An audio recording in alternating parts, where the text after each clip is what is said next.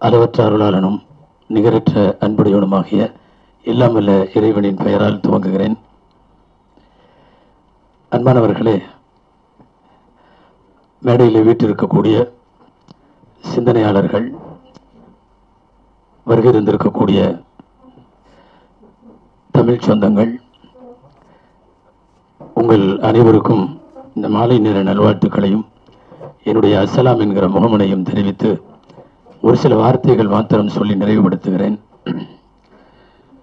ஒரு இஸ்லாமிய சமயத்தினுடைய சமய கல்வி கற்று முடித்திருக்கிற ஒருவர் திராவிடம் பற்றி ஏன் பேச வந்திருக்கிறார், அவர் என்ன பேசுவார் என்றெல்லாம் நீங்கள் யோசிக்கக்கூடும்.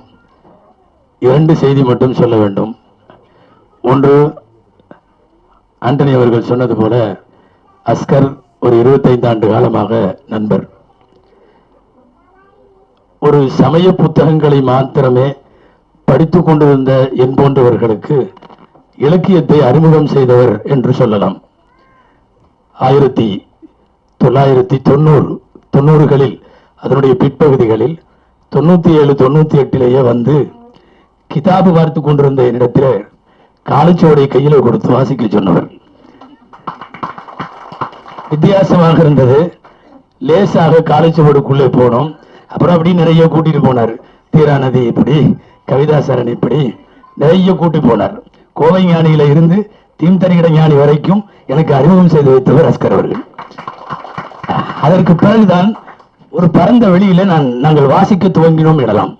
அப்படி நிறைய நூல்களை கொடுத்து தமிழ் இலக்கியத்தின் பக்கம் ஒரு ஆர்வத்தை தந்த அடிப்படையில் இன்றைக்கு வரையும் ஒரு 1/4 நூற்றாண்டு கால நண்பர்.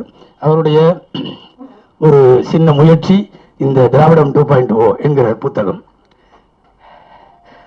திராவிடம் என்பதை விளக்க வருவதை விட, திராவிடத்தின் சுவையை சொல்லுவதை விட ஆரியத்தின் அசிங்கத்தை அது அதிகமாக பேசியிருக்கிறது. வேண்டுமென்றால் திராவிட மாடலா ஆரிய மாடலா என்ற ஒரு பட்டிமன்றம் நீங்கள் நடத்துவதாக இருந்தால் இதுல நிறைய செய்திகள் 2 தரப்புக்கும் இருக்கும். திராவிட மாடலுடைய சுவைகளை படிக்கலாம், ஆரிய மாடலுடைய அசிங்கங்களை இங்கே படிக்க முடியும்.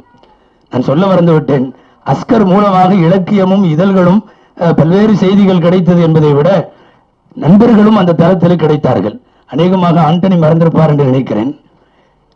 25 வருடங்களுக்கு முன்னாலே நான் பல்லவட்டியில இருந்த போது, நினைவு சரியாக இருந்தால் 2001, 2004 ஆண்டனி திருமணம் செய்து பொண்ணு மாப்பிள்ளைக்கு வீட்டுல தானே சாப்பாடு கொடுப்பாங்க.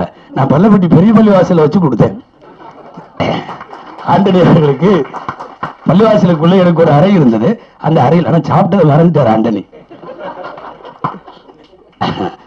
பொண்ணு மாப்பிள்ளை சாப்பாடு என்பது அந்த ஊர்ல பிரபலமானது. அப்படி ஒரு விருந்துக்கு அவரை அழைத்து வந்து எங்களிடத்தில் அமர வைத்தவர் நண்பர் அஸ்கர் அலி அவர்கள். அன்பானவர்களே, திராவிடம் நான் 2 வரியில முடிச்சுட்டு நிறைய நேரம் ஷானவாஸ் அவர்களுக்கு கொடுக்க வேண்டும். அன்பானவர்களே, திராவிடம் பிறப்புக்கும் எல்லா உயிருக்கும் என்கிற ஒரு உயரிய தத்துவத்தினுடைய சிந்தனை தான் திராவிடம். இஸ்லாமிய மார்க்கத்தை கற்றறிந்தவன் என்கிற அடிப்படையில் எங்களுடைய பார்வையில் ஒரு தாய் தந்தையின் பிள்ளைகள் என்கிற அல்குர்ஆனின் வாக்கியமும் பிறப்புக்கும் எல்லா உயிருக்கும் என்பதும் கிட்டத்தட்ட சமநிலையில இருந்து பார்க்கப்படுகிறது. குர்ஆனுடைய வார்த்தை ஹலக்னாக்கும் மின் ஸக்கரின் வ உன்ஸா, நீங்கள் அத்தனை பேரும் ஒரு தாய் தந்தையின் பிள்ளைகள். ஆண்டான் அடிமை வித்தியாசம் இல்லை, ஜாதி மற்றும் இன வர்க்க ரீதியான எந்த பாகுபாடுகளும் இல்லை என்கிற அல்குர்ஆனுடைய தத்துவம் தான் திராவிடத்தின் மூலாதாரமாக இருக்கிற பிறப்புக்கும் எல்லா உயிருக்கும். குல தாழ்ச்சி உயர்ச்சி சொல்லல் பாவம் என்கிற பைந்தமிழில இருந்து எங்களுடைய இஸ்லாத்தினுடைய சமூக நீதி அப்படியே படம் பிடித்து உள்வாங்கி இருக்கிறது திராவிடம். அதனால் தான் திராவிடத்தை பேசுகிறோம்.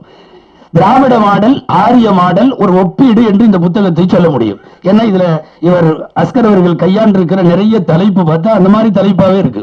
எல்லா தலைப்புகளும் திராவிட முதுகில் ஆரிய வடுவா, திராவிட முதுகில் ஆரிய வடு, திராவிட முதுகில் ஆரிய குதிரை, ஆரிய இதுல திராவிட குஞ்சுகள், எல்லாமே ஆரியத்தையும் திராவிடத்தையும் ஒப்பிடுவதாகவே இந்த புத்தகத்தினுடைய அனைத்து தலைப்புகளும். குறிப்பாக வரலாற்று துரோகமும் பிம்ப அரசியலும் என்று சொல்லி ஒரு தலைப்பு. ரொம்ப எளிமையா, ரொம்ப அதிகமா வாசிப்பு உள்ளவங்க மட்டும்தான் இதை புரிஞ்சுக்க முடியுங்கிற இல்லாம யதார்த்தமான எளிய தமிழில இவர் இதையெல்லாம் சொல்லி இருக்கின்றார். நிறைய சமயங்கள் இருக்கக்கூடிய இந்தியாவினுடைய திருநாட்டில் சுமார் 8 சமயங்களுக்கு இந்தியா தான் பர்த் பிளேஸ்ங்கிறாங்க. பிறப்பிடமே 8 சமயங்களுக்கு இந்தியா தான். 8 சமயங்கள் இங்குதான் பிறந்தது. ஆனால் 8 சமயங்களுக்கும் சேர்த்து எழுதி தந்த அம்பேத்கர் சொன்ன வார்த்தையை அவர் உருவாக்கி தந்தது, இது செக்யூலர் கண்ட்ரி, இது மதச்சார்பற்ற நாடு, ஆளுவோருக்கு அரசுக்கு மதம் கிடையாது. தனியாக ஒரு முதல்வர் ஒரு பிரதமர் ஒரு மதத்தில் இருக்கட்டும், கவர்மெண்ட்டுக்கு மதம் இல்லை. கவர்மெண்ட்டுக்கு மதம் இல்லை என்கிற அந்த செக்யூலரிசம், அந்த செக்யூலரிசம் தான் அம்பேத்கரால் இந்த நாட்டில் முன்வைக்கப்பட்டு நான் நிறைய தடவை பேசியிருக்கிறேன். ஏன் பள்ளிவாசலில் வெள்ளி மேடையிலேயே சொல்லி இருக்கிறேன், அம்பேத்கர் உயிரோடு இருந்தால் அவர் கைகளை முத்தமிட வேண்டும். இந்த நாட்டில் அடித்தட்டு மக்களை, சிறுபான்மை மக்களை எல்லோருக்கும் என்ன மாதிரியாக எதிர்காலத்தில் இடையூறுகள் வரும் என்றெல்லாம் தெரிந்து அரசியல் சட்டத்தில் ஒரு உச்சகட்டத்தில் அவர்களை வைத்து எழுதியவர்கள் அம்பேத்கர் அவர்கள். இதெல்லாம் திராவிட மாடலா ஆரிய மாடலா என்று உரசி பார்ப்பதற்கு, நாம் படிப்பதற்கு நிறைய பெரிய புத்தகங்களுக்கு போறதுக்கு முன்னாடி இது ஒரு சின்ன புத்தகம், அறிமுகம் போல இதை நாம் படித்துத்தான் ஆக வேண்டும். திராவிட மாடலையும் ஆரிய மாடலையும் நாம் விளக்கி சொல்லணும்ன்ற அவசியம் இன்னைக்கு இல்லை. நேயத்தோடு அரசியல் செய்தால் திராவிட மாடல், வெறுப்பு அரசியல் செய்தால் அது ஆரிய மாடல். மனிதர்களுக்கு நீங்கள் அரசியல் நடத்தினால் அது திராவிட மாடல், மாடுகளுக்கு நடத்தினால் அது ஆரிய மாடல்.